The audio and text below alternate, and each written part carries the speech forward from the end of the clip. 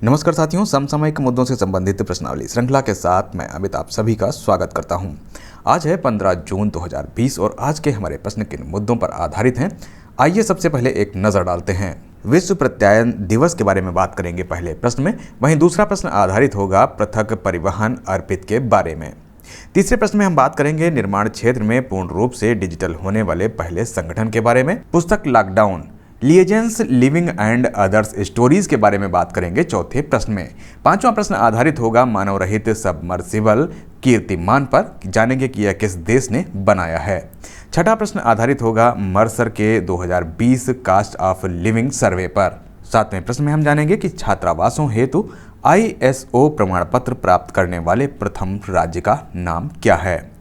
आठवां प्रश्न आधारित होगा बाल श्रमिक विद्या योजना पर। नवें प्रश्न में हम बात करेंगे नवीनतम फीफा रैंकिंग की। और 10वां और अंतिम प्रश्न आधारित होगा online learning program summer of ideas की पहल पर। तो हमारे पास पहला प्रश्न है, हाल ही में विश्व प्रत्यायन दिवस कब मनाया गया। हमारे पास ऑप्शन है 8 जून, 9 जून, 10 जून या 11 जून। तो यहाँ पर जो इसका सही उत्तर है वो है बी, 9 जून। विश्व प्रत्यायन दिवस 9 जून को मनाया गया। व्यापार एवं अर्थव्यवस्था में प्रत्यायन की भूमिका को रेखांकित करने एवं बढ़ावा देने के लिए इसे मनाया जाता है। इस वर्ष की थीम की अगर हम बात करें तो खाद्य सुरक्षा में सुधार लाना इस वर्ष की थीम है। हमारे पास अगला प्रश्न है, हाल ही में वायुसेना द्वारा पृथक परिवहन अर्पित का निर्माण किया गया। इसमें आर का क्या अर्थ है। हमारे पास ऑप्शन है रिपोर्ट, रिव्यू, रेस्क्यू या रिवाइज्ड। तो यहाँ पर जो इसका सही उत्तर है वो है सी, रेस्क्यू। भारतीय वायुसेना ने हाल ही में एक पृथक परिवहन के लिए एयरबॉर्न रेस्क्यू पॉड विकसित किया है। इसमें अर्पित का नाम airborne rescue pod for isolated transportation है।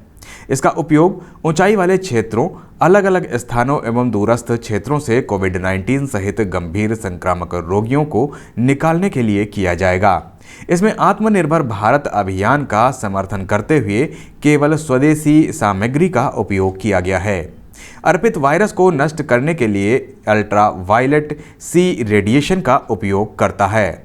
हमारे पास अगला प्रश्न है, हाल ही में निर्माण क्षेत्र में पूर्ण रूप से डिजिटल होने वाला पहला संगठन निम्न में से कौन सा है। हमारे पास ऑप्शन है राष्ट्रीय राजमार्ग एवं अवसंरचना विकास निगम लिमिटेड, भारतीय विमानपत्तन प्राधिकरण लिमिटेड, कृपन सेतु समुद्रम लिमिटेड, भारतीय राष्ट्रीय राजमार्ग प्राधिकरण। तो यहाँ पर जो इसका सही उत्तर है वो है डी, भारतीय राष्ट्रीय राजमार्ग प्राधिकरण। सड़क परिवहन एवं राज्य मंत्रालय के तहत भारतीय राष्ट्रीय राजमार्ग प्राधिकरण यूनिक क्लाउड आधारित एवं आर्टिफिशियल इंटेलिजेंस संचालित big data analytics platform data lake एवं प्रोजेक्ट्स मैनेजमेंट सॉफ्टवेयर के लॉन्च के साथ पूरी तरह से डिजिटल हो गया।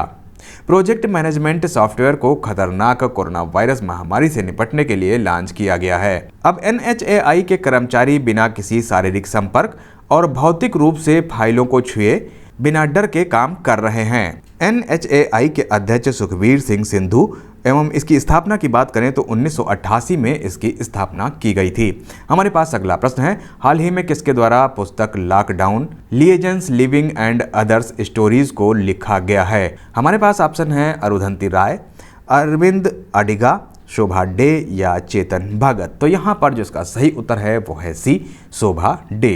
शोभा डे द्वारा पुस्तक lockdown liaisons living and others stories को लिखा गया है। अंग्रेजी की मशहूर लेखिका शोभा डे ने मजदूरों की दुर्दशा और कोरोना वायरस जैसी महामारी से पैदा हुए अनिश्चितता भरे माहौल पर किताब लिखी है। इसमें कई लघु कथाओं का समावेश है। इस पुस्तक का डिजिटल विमोचन #घर भेजो अभियान के तहत मजदूरों को उनके घर पहुंचाने वाले अभिनेता सोनू सूद ने किया है। हमारे पास अगला प्रश्न है, हाल ही में किस देश के मानव रहित सबमर्सिबल ने महासागर के नीचे विश्व के सबसे गहरे बिंदु तक गोता लगाने का कीर्तिमान बनाया है। हमारे पास ऑप्शन है अमेरिका, चीन, जापान या ब्रिटेन।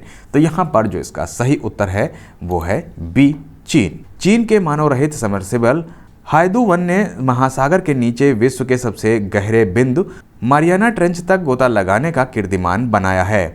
सबमर्सिबल समुद्र के सतह से 10,000 मीटर गहरे मारियाना ट्रंच में स्थित चैलेंजर डीप में 4 बार उतरा। इस दौरान सबमर्सिबल ने गहरे महासागर से नमूने एकत्र किए और भूगर्भीय वातावरण के उच्च गुणवत्ता वाले चित्र भी खींचे। सबमर्सिबल गहरे पानी में भीतर जा सकने वाली एक मशीन होती है जिसका इस्तेमाल प्रायः वैज्ञानिक अनुसंधान के लिए किया जाता है। हमारे पास अगला प्रश्न है, मर्सर के 2020 कास्ट ऑफ लिविंग सर्वे के अनुसार प्रवासियों के लिए भारत का सबसे महंगा शहर निम्न में से कौन सा है? हमारे पास ऑप्शन है बंगलुरु, दिल्ली, मुंबई व कोलकाता। तो यहाँ पर जो इसका सही उत्तर है वो है सी, मुंबई। मर्सर के 2020 कास्ट ऑफ लिविंग सर्वे के अनुसार प्रवासियों के लिए मुंबई भारत का सबसे महंगा शहर है। यह विश्व स्तर पर प्रवासियों के लिए 60वां सबसे महंगा शहर है और यह एशिया में 19वें स्थान पर है। भारत में मुंबई के बाद दिल्ली विश्व स्तर पर 101वां और चेन्नई विश्व स्तर पर 143वां स्थान रखता है। वैश्विक सूची में हांगकांग सबसे ऊपर है। इसके बाद तुर्कमेनिस्तान और होशंगाबाद, टोक्यो और ज्यूरिख क्रमशः तीसरे व चौथे स्थान पर हैं। हमारे पास अगला प्रश्न है, कौन सा राज्य छात्रावासों के लिए ISO प्रमाण पत्र प्राप्त करने वाला देश का प्रथम राज्य बन गया है? हमारे पास ऑप्शन है ओडिशा, आंध्र प्रदेश, कर्नाटक या केरल। तो यहाँ पर जो इसका सही उत्तर है वो है ए, ओडिशा। ओडिशा छात्रावासों के लिए ISO प्रमाण पत्र प्राप्त करने वाला देश का प्रथम राज्य बन गया है। SC एंड ST कल्याण विभाग ने राज्य के सभी आदिवासी छात्रावासों के बुनियादी ढांचे, सुविधाओं और मानव संसाधनों को समान मानक प्रदान करने के लिए मिशन सुविधा परियोजना की शुरुआत की है। हमारे पास अगला प्रश्न है, किस राज्य में बाल श्रमिक विद्या योजना शुरू की गई है? हमारे पास ऑप्शन है महाराष्ट्र, उत्तर प्रदेश, पश्चिम बंगाल या गुजरात। तो यहाँ पर जो इसका सही उत्तर है वो है बी, उत्तर प्रदेश। उत्तर प्रदेश में बाल श्रमिकों को शिक्षित करने के लिए बाल श्रमिक विद्या योजना की शुरुआत की गई है। इस योजना में पहले चरण में 57 जिलों के 2000 बच्चों का चयन किया गया है। इन बच्चों को स्कूल भेजने पर बालकों को प्रति माह 1000 रुपये और बालिकाओं को प्रति माह 1200 रुपये प्रदान किए जाएंगे। इसके अलावा कक्षा 8, 9 और 10 पास करने पर 6-6 हजार रुपये की प्रोत्साहन राशि अलग से मिलेगी। हमारे पास अगला प्रश्न है, हाल ही में जारी नवीनतम फीफा रैंकिंग में कौन सी टीम शीर्ष स्थान पर है? हमारे पास ऑप्शन है बेल्जियम, ब्राजील, स्पेन या फ्रांस। तो यहाँ पर जो इसका सही उत्तर है वो है ए, बेल्जियम। बेल्जियम नवीनतम फीफा रैंकिंग में शीर्ष स्थान पर है। दूसरे एवं तीसरे स्थान पर क्रमशः फ्रांस व ब्राजील हैं। इस रैंकिंग में भारत का स्थान पुनः 108 ही है। हमारे पास अगला प्रश्न है, निम्नलिखित में से किस IT कंपनी द्वारा दुनिया भर के विश्वविद्यालयों के लिए छात्रों के लिए online learning program summer of ideas पहल को शुरू करने की घोषणा की गई है?